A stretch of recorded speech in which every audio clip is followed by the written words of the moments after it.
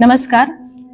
छत्रपती शिवाजी महाराज महाराजस्व अभियानांतर्गत पंतप्रधान माननीय श्री नरेंद्रजी मोदी यांचा जन्मदिन दिनांक 17 सप्टेंबर 2025 ते राष्ट्रपिता महात्मा गांधी यांची जयंती दिनांक 2 ऑक्टोबर 2025 या कालावधीमध्ये सेवा पंधरवडा साजरा करण्यात येणार आहे।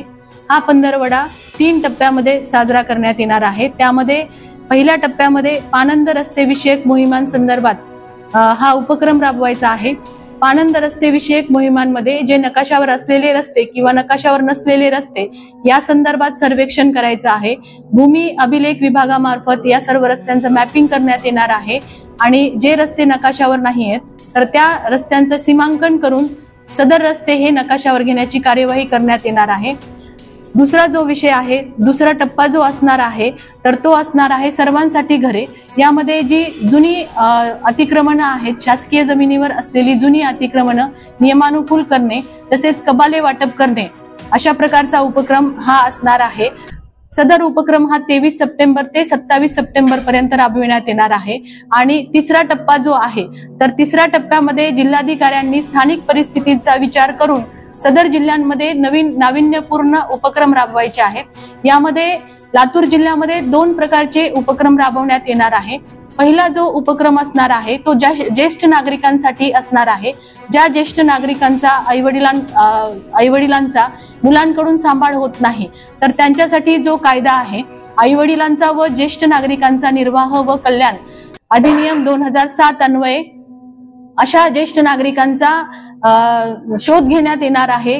त्यांच्यासाठी तलाठी यांच्या मार्फत सर्वेक्षण होणार आहे आणि या कायद्याअंतर्गत जे येणारे ज्येष्ठ नागरिक असतील तर त्यांचा सर्वे करून त्याबाबतची जी प्रकरणं ती आमच्या तहसील किंवा SD ऑफिसला दाखल केली जाणार आहेत। तसेच सदर नागरिकांसाठी जास्तीत जास्त शासकीय योजनेचा लाभ उपलब्ध करून देण्यात येणार आहे। आणि दुसरा जो जिल्हास्तरीय नाविन्यपूर्ण उपक्रम असणार आहे तर तो असणार आहे जनसंवादाची पंचसूत्री।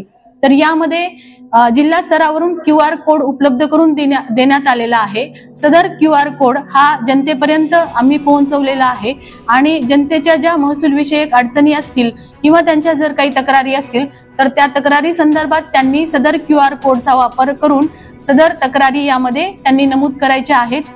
त्यांचं जिल्हा स्तरावरून तालुकानिहाय विभागणी करण्यात येणार आहे आणि तालुकानिहाय विभागणी केल्यात आल्यानंतर तहसील स्तरावर या सर्व तक्रारींचा निपटारा करण्यात येणार आहे।